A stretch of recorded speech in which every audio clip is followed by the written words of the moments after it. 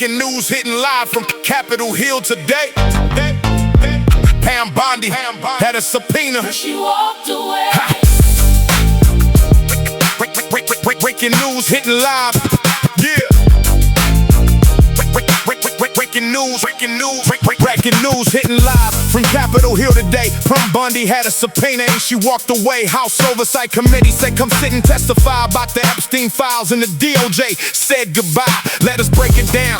Let us give you all the facts. March 4th, the committee voted and that decision stands intact. Bipartisan subpoena, 5 Republicans agreed. Nancy Mace stood up and said the people have a need. 24-19, the gavel hit the floor. This was not a partisan move.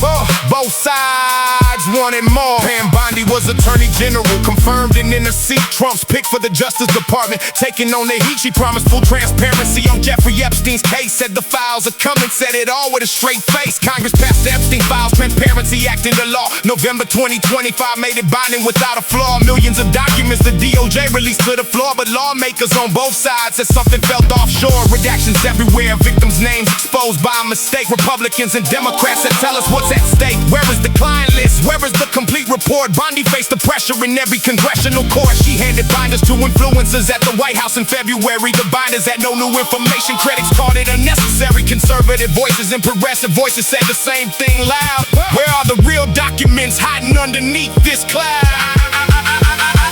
This is the accountability call going out across the nation. This is bipartisan subpoena issued after months of investigation. What? 5 Republicans crossed the aisle. Stood beside the rest. Said Pam Bondi, you were subpoenaed. come and pass the test. Coming past the test. The Epstein Files are not a Democrat or Republican affair. The survivors are still watching and the public is still there. Answer the subpoena, sit down, raise your hand. The American people are demanding that you stand. April 2nd, 2026, Trump removed Bondi from her post. Sources said frustration ran deep from coast to coast. Her handling of the Epstein Files reportedly made him upset. 14 months into a tenure and the tenure reached its end. Todd Blanche stepped in as acting AG without further delay. Trump posted on True Social, says she's heading to the private sector today. No specific reason given in the public announcement made, but the subpoena was already issued, and that subpoena stayed.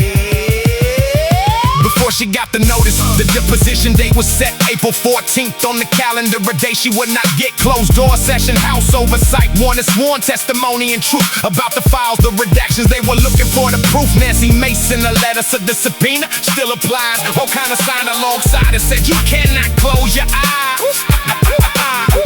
Being fired from the cabinet does not erase what you knew. The knowledge stays with Pam Bondi regardless of her title. New.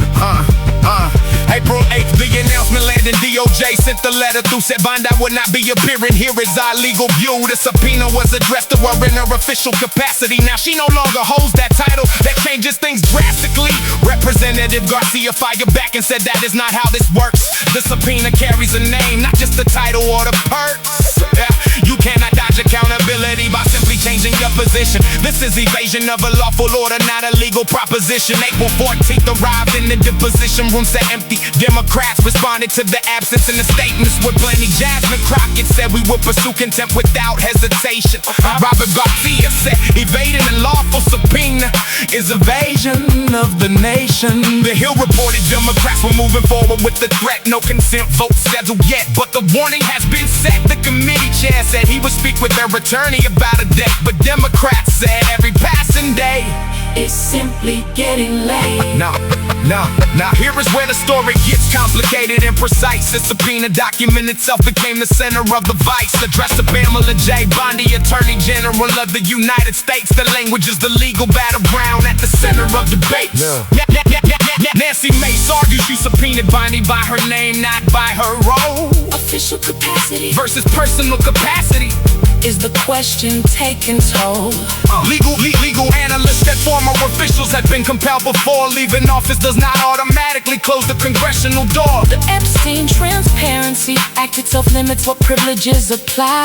Former officials cannot simply wave a legal banner and say goodbye. But enforcement of a contempt referral runs through the DOJ gate. The same institution that is central to the oversight debate. Republicans who voted yes, sir, showing signs of hesitation now.